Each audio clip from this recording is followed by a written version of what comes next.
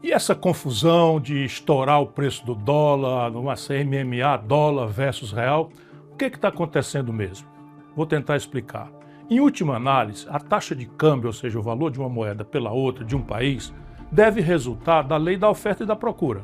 Se fosse banana no mercado, por exemplo, seria simples de entender. Sobrou banana, o preço da banana cai. Faltou banana e se manteve a mesma procura pela fruta, seu preço sobe. Como tudo nesse modelo econômico tosco que nos foi imposto, sem nenhuma discussão, muito menos nenhum rigor técnico, numa madrugada de janeiro de 1999, assim que a fraude garantiu a reeleição de Fernando Henrique Cardoso, e a fraude foi justamente na taxa de câmbio, o modelo de câmbio flutuante foi implantado no Brasil. E é baseado nessa lição trivial do liberalismo econômico clássico. Sobrou mercadoria, mantida constante a demanda, o seu preço cai. Faltou mercadoria, sempre com a demanda constante, o preço sobe. No Brasil, faltam dólares presentemente. Essa é a razão ancestral do pico de alta que fez o dólar valer mais de R$6. Como assim? A assimetria de informação é como se chama a primeira distorção no mundo, mas especificamente entre nós, da tal lei do mercado. Nossa grande mídia é um veio de transmissão instantâneo do sistema financeiro cartelizado. Nas editorias é lúcida, é consciente a manipulação de todos os órgãos da grande imprensa da verdade, entre aspas, manipulada pelo baronato do rentismo. Nas redações é um misto de arrogante ignorância com o desejo de agradar os patrões. E assim todo o Brasil sabe que nós desfrutamos de um enorme, bote mais aspas aí, saldo de balança comercial, o que quereria dizer muito mais dólares entrando do que saindo do país. Pois é, só que a conta em dólares do Brasil com o estrangeiro tem muitas outras rubricas além da rubrica comercial e em quase todas as outras rubricas o nosso país está levando uma grande e pior, crescente surra. O resultado final nos últimos 12 meses é um rombo nas nossas contas com o estrangeiro de 2,23% do PIB. Só para que todos tenham uma ideia do desastre que Lula e o PT estão produzindo no Brasil, no ano passado, no mesmo período, tínhamos um saldo negativo de menos da metade do de hoje, no que se chama transações correntes, que é isso, tudo de dólar que a gente manda para fora e tudo de dólar que entra no país.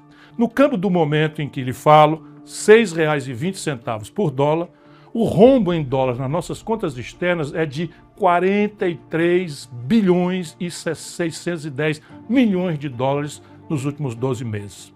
Mesmo da balança comercial, há uma deterioração consistente que pode ser vista pelos números de outubro de 24 versus outubro de 23.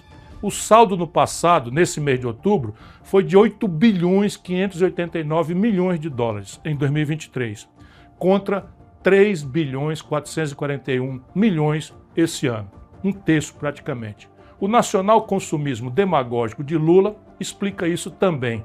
Basta a economia subir um tiquinho e as importações explodem. Essa é outra faceta da insustentabilidade do modelo. Ao invés de apostarmos na produção, uma aposta no consumo demagógico de curto prazo. Faltam dólares, não tem erro, o preço do dólar sobe. Essa é a primeira razão de estarmos vivendo este filme velho, repaginado pela grande mídia como se fosse novo. É no máximo um remake piorado de mau gosto do que nós já vimos acontecer em 1999 com Fernando Henrique Cardoso e em 2015 com a incrível Dilma. Minha dúvida, que está se dissipando rapidamente, é se Lula vai pagar o preço de sua irresponsabilidade ou se vai conseguir empurrar o problema com a barriga para o início do próximo governo. FHC enterrou o PSDB. Dilma foi ao impeachment, inclusive com a discreta torcida de Lula, e deu no Bolsonaro. Mas não é só essa a causa. Infelizmente, a partir dessa base de fato já descrita, há outras camadas que concorrem para a mais violenta desvalorização do real dos últimos tempos. E para o fato, escondido pela grande mídia, de que nossa moeda nacional é a que mais se desvalorizou no mundo inteiro nesse ano findante de 2024. Sim, o real foi a moeda que mais se desvalorizou em todo o mundo, eliminando completamente a mentira publicada de que a política monetária norte-americana estaria entre as causas da perda de valor em mais de um quarto de nossa moeda. Mais de um quarto. Quem recebeu o equivalente a cada $100 no começo desse ano está encarando agora o fim de ano com o valor recebendo equivalente a meros $75. Não aconteceu nada nem remotamente parecido no mundo em que a população foi empobrecida em 25% em apenas um ano. No ano de 2024, enquanto se distraiu o povo com firulas, o governo Lula viu voarem do país, sem fazer nada, nada menos do que 56 bilhões 210 milhões de dólares, somente entre janeiro e outubro, 10 meses. Esse é disparado o maior volume de fuga de capitais estrangeiros pela via financeira, desde que se mede essa estatística no longínquo ano de 1982. Essa newsletter advertiu várias vezes para o fenômeno. Comparei com a migração das aves do norte rumo ao sul, quando chega o inverno, para elas fugirem do que os seus instintos sabem ser uma temperatura mortal para elas. Ninguém quer ouvir, mas parte dessa fuga tem como causa a impunidade da enorme fraude das lojas americanas. Fraude essa que causou enormes prejuízos a muitos aplicadores, inclusive pequenos aplicadores, nos Estados Unidos principalmente. Como é que se explica para o estrangeiro que se promoveu uma fraude superior a 43 bilhões de reais e até hoje ninguém grande foi punido? Como fazer do Brasil um mercado interessante e minimamente seguro para investidores com esse enorme escândalo impune? Não é o único fato que desabona nosso pífio mercado de capitais, mas é muito representativo da picaretagem geral que domina nossas instituições.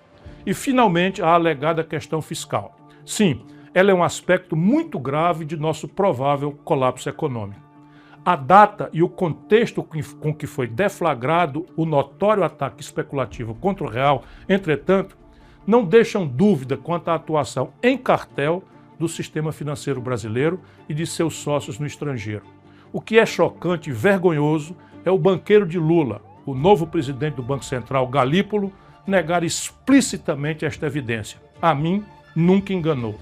Quem acompanha essa newsletter já sabe da insustentabilidade do modelo econômico em vigor. Vou apenas rememorar. Não faz nenhum sentido a expressão superávit primário no Brasil.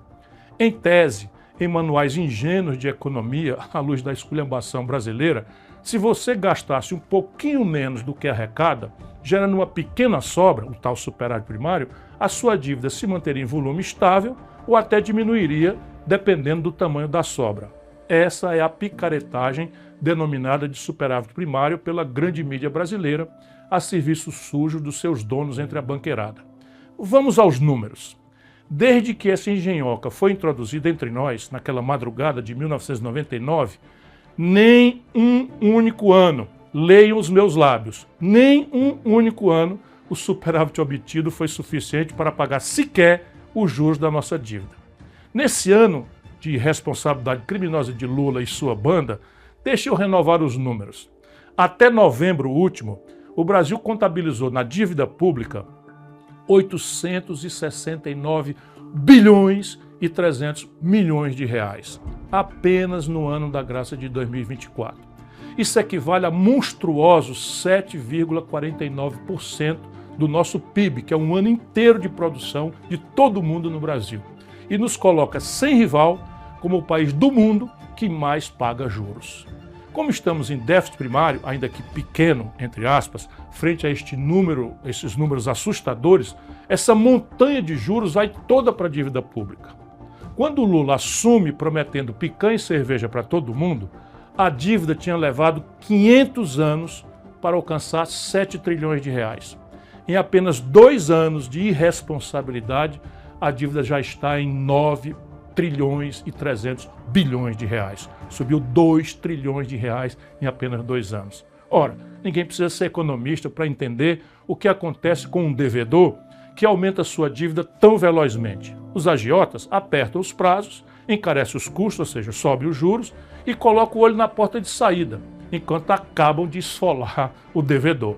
Essa é a explicação derradeira para a oportunidade do ataque especulativo que estamos todos vendo, menos o reacionário Lula e o seu novo banqueiro Galípolo. No curto prazo, comprar dólar é a tal porta de saída.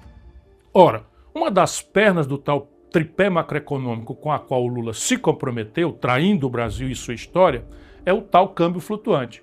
Para que ele existe? Para que as contas externas do país se ajustem selvagemente como a crueldade do tal mercado advoga.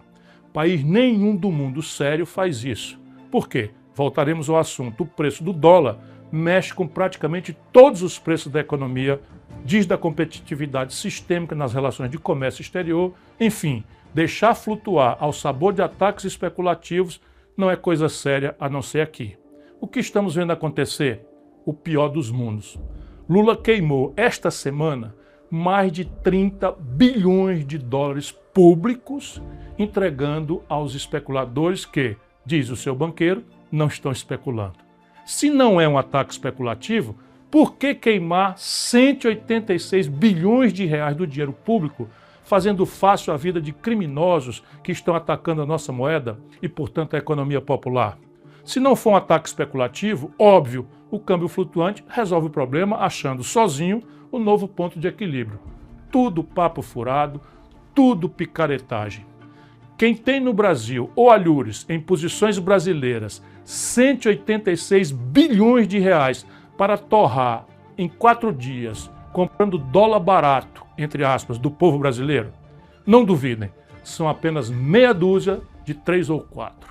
Afora pouquíssimos magnatas estrangeiros que estão trocando sua posição de comprados para vendidos no Brasil, houvesse governo, Ministério Público e Judiciário, seria muito fácil identificar para quem o Banco Central resolveu vender em perfeito acordo e coordenação aqueles que miravam a porta de saída do devedor, irresponsável e demagogicamente. Em tempo, com os 3 pontos adicionais de juros, nossa conta anual ultrapassará a casa de 1 trilhão de reais só de juros por ano.